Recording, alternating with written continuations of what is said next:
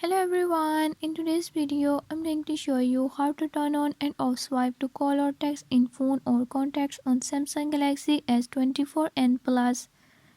In this video I'm gonna show you how you can do it.